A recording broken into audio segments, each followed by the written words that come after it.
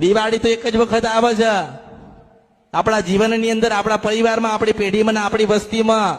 જો કાયમ દિવાળી કરવી હોય ને તો કાયમ મંગળવારે ઉપવાસ અને સુખડીને શ્રીફળ ધરાવવું પડે. મેં એવું નથી કીધું કે મારું ધરાવજો, તમારી માનું ધરાવજો. બસ યાદ થાય તો સુખડીને શ્રીફળ ધરાવો ને તારા માને કહેજો કે માં અમે તારા ને તું અમારી છો. અને અમને જેને બતાવ્યું છે ને માં એને કઈ કહેવાનું થાય ને તો તું કહેજે. આટલું તો કહી શકો ને તમારી માને કે જે જગ્યાએ જઈએ છે માં તારી ઈચ્છા ના હોય ને તો ના મોકલતી.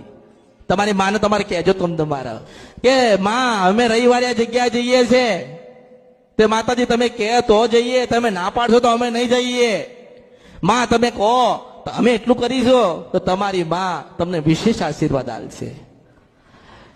મેં કોઈ બીજે ક્યાંય નથી મોકલ્યા, મેં બીજા દીવા નથી કોઈને કરાયા, મેં તો તમારી માં રહી ગઈ ને એના દીવા કરાયા. આપણી માં રહી ગયેલી હોય, ચામુંડ માતા રહી ગયેલી હોય તો આપણે કોના દીવા કરવા પડે? ચામુંડ માતાના કરવાના. કોના ઉપવાસ કરવાના? ચામુંડ માતાના કરવાના. કોના લાડ લડાવવાના? ચામુંડ માતાના લાડ લડાવવાના. કોના દર્શન કરવાના? ચામુંડ માતાના કરવાના. તો રાજી થાય ને. જો ભગવાને જે લેખ લખ્યા હોય તમારે બદલવા હોય ને, જો ભગવાન નહીં કહેતા કે ભગવાને વિધાતાને બનાવીને વિધાતા બધા લેખ લખી ગયા છે અને વિધાતાના લેખમાં કોઈ મેખ મારે નહીં. હું એવું કહું છું કે મંગળવારના ઉપવાસ કરો ને સુખડીને શ્રીફળ ધરાવો ને માનો વારંવાર કહો કે માતું રાજી રહેજે.